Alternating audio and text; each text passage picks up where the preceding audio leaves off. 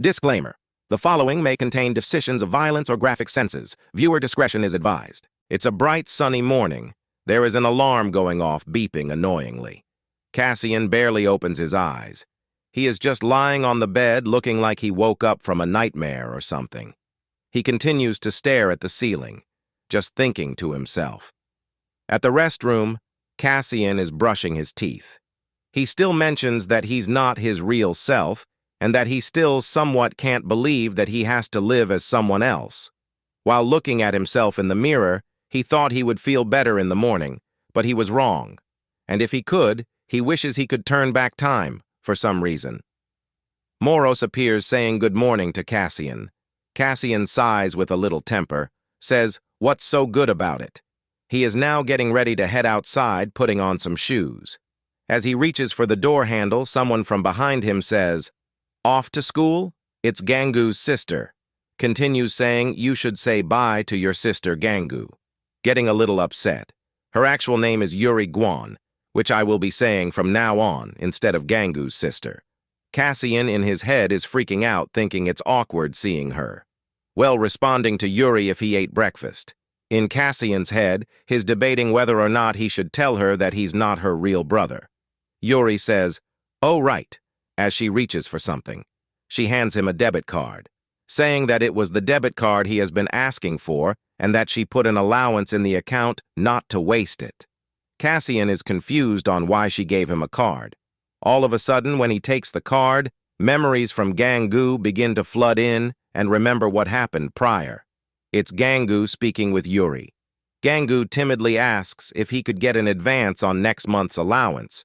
Yuri says it hasn't been even a month since his last monthly allowance. Gangu says, "Well, yeah, but." Gangu remembers how the couple of thugs told him to lend them some money, pretty much robbing him.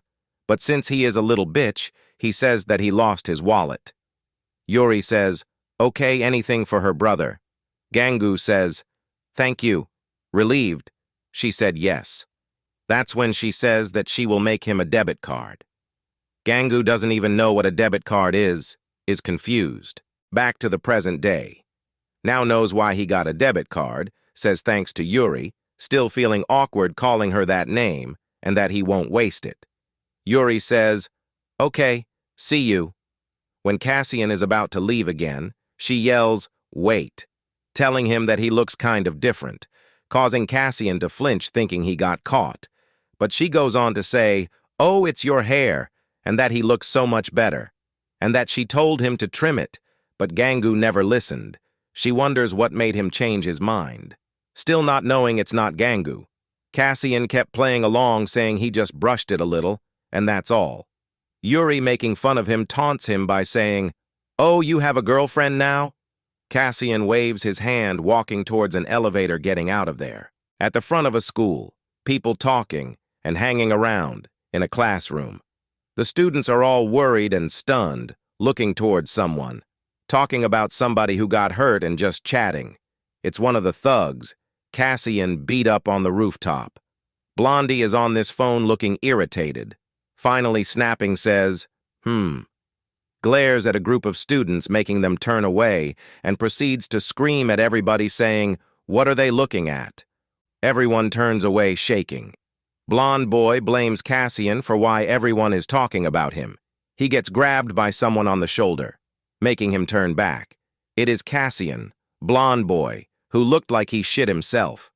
With a cold expression, Cassian said, "Where's my seat?" "The blonde boy isn't so tough now, man." Cassian got his bitch ass sweating and stressing.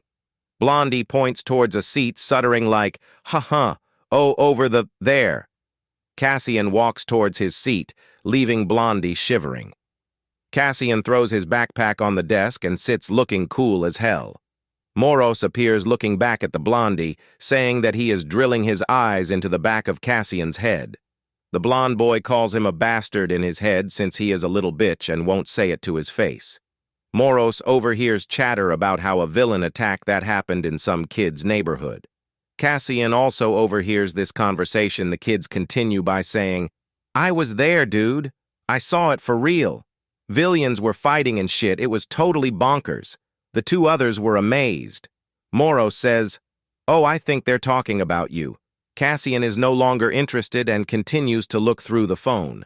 The three kids now talking about how there's a serial killer from a while back and that a high school girl was killed. Making one uneasy, saying he saw it on the news where it said her limbs were taken and his blood was drained. They agree it was the work of a villain. One of them hearing it was a villain named Driver, catching Cassian's attention once more. Both of the kids were amazed to hear this revelation. One of them added that the ruler of the Vil Zone in Gadam. The Vil Zone is pretty much an area controlled by villains. Cassian questions if there was a Vil Zone in Gadam. They're still talking about how Driver did it for an experiment he was doing. The kids freaking each other out, wishing villains would drop dead. A little while later, seems to be outside of school or a different location. Somebody laughing saying you got beat up by some loser. It's Scarface and his buddy named Daegu. Scarface says enough to stop laughing and getting irritated. His buddy keeps on egging him on saying, says the guy who got beaten up by some wimp. Scarface tells him he is out of line for saying that, pissed off. Dog playing with him says it was just a joke, putting out his cigar, saying if he wants to get him back, with some crusty-ass lips, buddy don't drink water. Scarface hands him an envelope, saying yeah, and he needs payback. It should be enough with what he got in that envelope.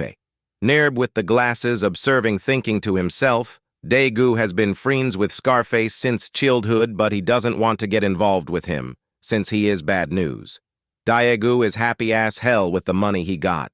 He puts his arm around Scarface's neck, saying, what are friends for? Friends look out for each other and tell him which part of the wimp he wants him to break, or if he wants him to kill him. Looking like a crazy-ass maniac. That's it for today. I want to say thank you to my people for supporting me and this channel. It's cool as hell we reached 200 subs, appreciate it. The next goal is to hopefully, if God wants, to reach 300 subs. Well, that's all I have to say now for the little recorded bit. If we can get the amount of likes shown here, I will upload next episode as soon as I can. Please leave any feedback on the comments below. So with that, I want to say, thanks for watching, hoped you enjoyed. See you guys later.